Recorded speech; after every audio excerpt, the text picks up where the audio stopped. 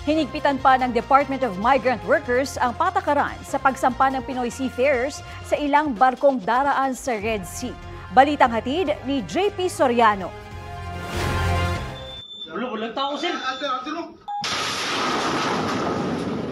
Ilang araw matapos ang pag-atake na naman ng grupong Houthi sa isang barkong may mga tripulanting Pinoy sa Red Sea.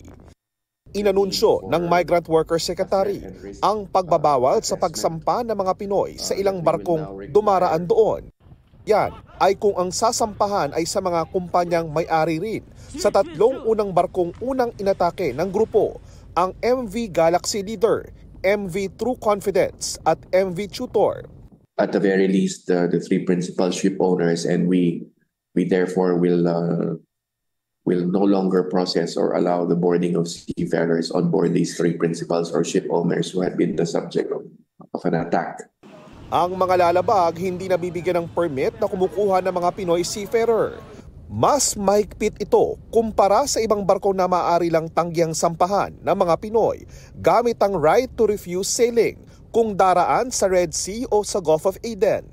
Minomonitor din ang pagpapatupad ng karapatang yan na nagamit na ng 78 Pilipino.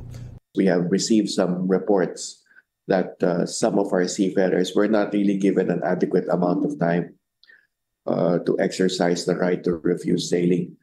Kaugnay naman ng mga Pilipinong sakay ng MV Transworld Navigator ang huling inatake ng Houthi sa Red Sea. Ligtas na ang lahat ng Pilipinong sakay nito sa isang pantalan kung saan sila susunduin ng gobyerno ng Pilipinas. Sa manlulupig, di ka pa sisiil. Binigyang pugay naman sa Rizal Park sa Day of the Seafarer ang kabayanihan ng mga Pilipinong marino, kabilang ang dalawang namatay sa pag-atake sa MV True Confidence. Pinagsusumiti na rin ng malinaw na plano o threat and risk assessment ang mga may-ari ng barko, sabay engganyo sa anila na lumihis ng ruta kung kailangan. Sacrifice that additional cost, considering at risk is the lives of our seafarers, not only Filipinos, all seafarers on board ships.